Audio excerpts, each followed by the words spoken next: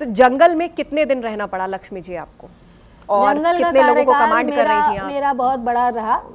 मैं वहाँ पे लगभग हर हफ्ते ही हम लोग कोई ना कोई कॉम्बिंग और वो करवाते थे।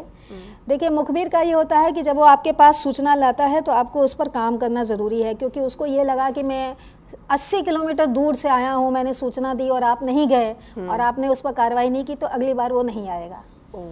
तो वो विश्वास अगर आपको कमाना है तो आपको हर सूचना पर जाना है।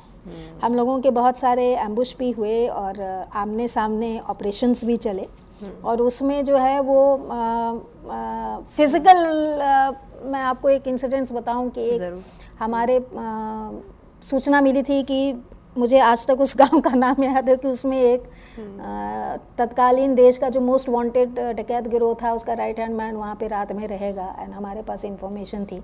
मेरे एक एसएचओ जो मेरे हर ऑपरेशन में साथ रहता था, उसके ऊपर लोग खबर रखते थे कि इसका मूवमेंट मतलब कप्तान का मूवमेंट। तो मैंने उसको बोला कि आज तुम थाने से नहीं निकलोगे, थाने में सोगे, बत्ती जला के सोगे, ताकि लोगों को लगे कि तुम आज सो रहे हो। वो बहुत बेचारा परेशान हुआ, उसने बहुत मिन्नत की कि मैडम, मैंने कहा नहीं, आज तुम्हारी वजह से जो नहीं है।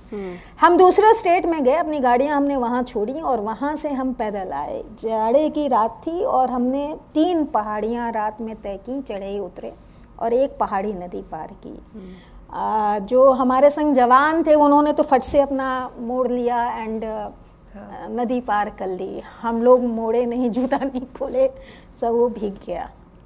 जब हमने उस गांव का कॉर्डन करके और बैठे थे कि पौ फटते ही हमारा ऑपरेशन चालू होगा, वो भोर के जस्ट पहले सबसे ज़्यादा मुझे ये रियलाइजेशन हुआ, फिज़िकल महसूस करके, कि सबसे ज़्यादा ठंड और सबसे ज़्यादा अंधेरा पौ फटने के पहले होता है।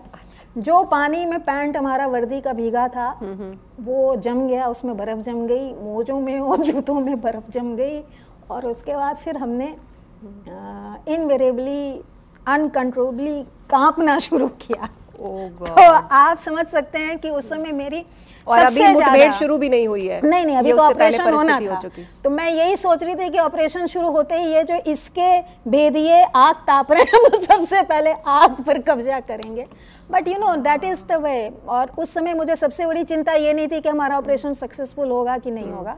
मुझे ऑपरेशन से पहले इस बात की चिंता थी कि अगर मेरे किसी जवान ने मुझे कांपते हुए देख लिया तो वो ये ना समझ ले कि कप्तान साहब डर के मारे कांप रहे हैं, उनका मोरल डाउन हो सकता है। हाँ, तो आपको उस समय क्या करना है, as a leader of the force आपको ये दिखाना है कि डिस्पाइट फिजिकल इंटॉलरेंस, एक्सट्रीम परिस्थितियों में भी अगर आप आगे उठ के ऑपरेशन कर सकते हैं तो वो फोर्स, चाहे आपने उसको रात भर में कितना भी दौड़ाया हो, बड़ी मेहनत से, बड़ी लगन से और बड़े डेडिकेशन से आपके साथ खड़ा रहता है।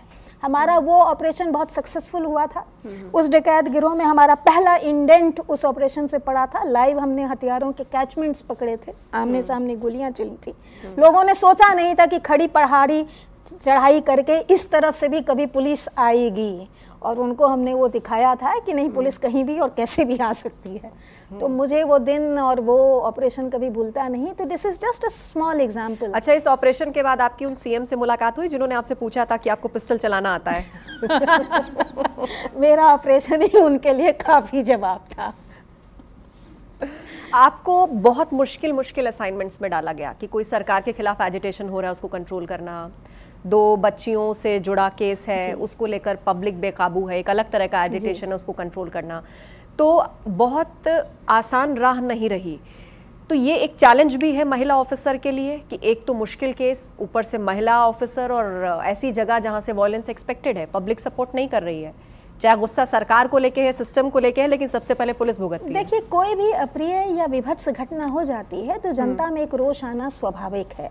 लेकिन अगर कोई ऑफिसर ऐसा पहुंचता है जिसको जनता जानती है, जो अफसर जनता को जानता है, और मौके पर दोनों के बीच में एक विश्वास रखा जा सकता है, तो मैंने ये पाया है कि विपरीत से विपरीत परिस्थिति में भी अगर आप पहुंचते हैं और दमदारी से अपनी बात कहते हैं और जायज़ बात कहते हैं।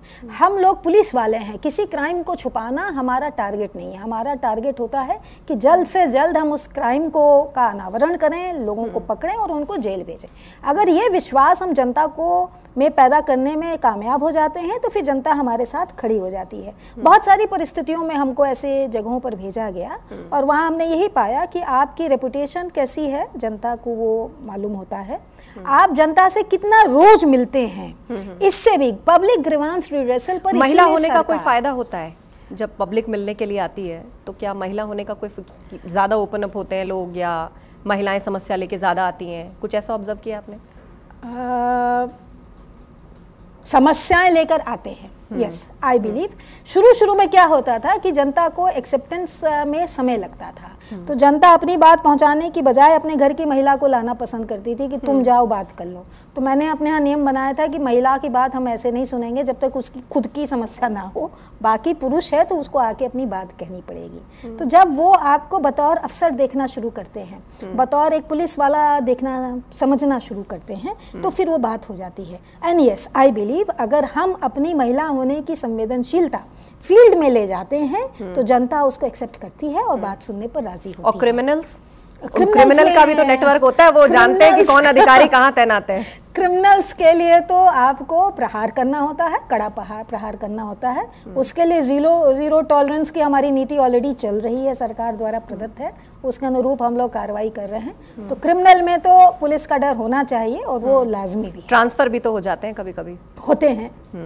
तो इसको तो मैंने हमेशा इसमें माना है कि ये ट्रांसफरेबल जॉब है।